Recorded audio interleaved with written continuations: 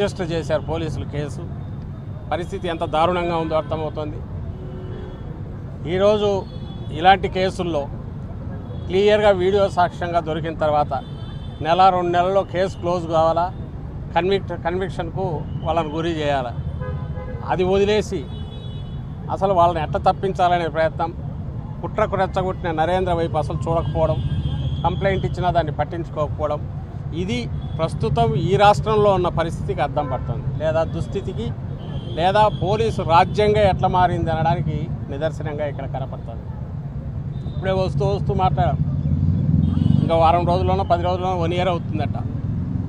Pedakurapadu Sambireddy market yard మాజీ chairman, senior నాయకుడు, మాజీ ఎంపీపీ, ఆయనను ఏడాది క్రితం అడ్డంగా కాళ్ళు చేతులు నరికితే, కొట్టి మొత్తం చితక్కొడితే ఇంతవరకు ఒక్క అరెస్ట్ జరగలేదు. ఎక్కడ వైఎస్ఆర్సీపీ మీద అటాక్స్ జరిగినా చెయ్యమని ఓపెన్గా చెప్పడమే కాకుండా జరిగిన తర్వాత కేసులు పెడితే కేసులు తీసుకోవట్లేదు, ఇంతవరకు యాక్షన్ ఉండట్లేదు. ఈ గుంటూరు జిల్లాలోనే ఈ మధ్యనే అతను అదే బెడ్ మీద చూసాం, లక్ష్మీనారాయణ డిఎస్పీ తనను కులం పేరుతో కూడా ఈ కులంలో ఎట్లా పుట్టావు అంటూ మాట్లాడాడు.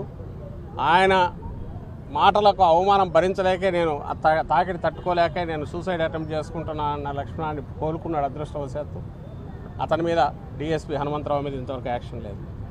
తెనాలిలో ఓపెన్గా రోడ్డు మీద యువకులను చితకబాది చావబాది వీడియోలో ఏదో గగురు పుడిచేటట్టుంది సినిమాలో, యాక్షన్ లేదు.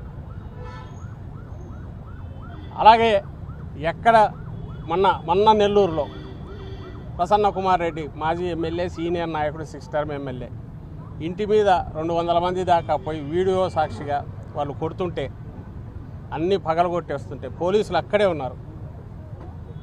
ఏమి ఇంతవరకు FIR కూడా రిజిస్టర్ కాలేదు.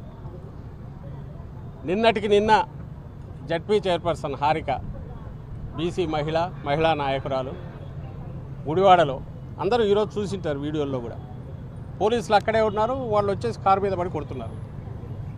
ఏమి ఇంతవరకు కేసులు కూడా రిజిస్టర్ అయినట్లేదు. టీడీపీ వాళ్లకు సంబంధించినంత వరకు వాళ్ళు అటాక్ చేసినా చేయాలనుకున్న పూర్తి ప్రొటెక్షన్ పోలీసులు నుంచి ఇస్తున్నారు. వేరే వైఎస్ఆర్సీపీకి సంబంధించి డెమోక్రటిక్గా ఉన్న రైట్స్ను ఉపయోగించుకోవాలన్నా కూడా వాటికి అలౌ చేయకపోగా, పైగా మీరు ఇక్కడికి వస్తే గొడవలు జరుగుతాయని రానియకుండా ఉన్నారు. ఉదాహరణకు పెద్దారెడ్డి, తాడిపత్రి కోర్టు డైరెక్షన్ ఉన్నా ఇంతవరకు తాడిపత్రిలో అలౌ చేయట్లా. అక్కడ సిఐ పైగా రివాల్వర్ చూపించి మన వైఎస్ఆర్సీపీ కార్యకర్తలను బెదిరిస్తాడు.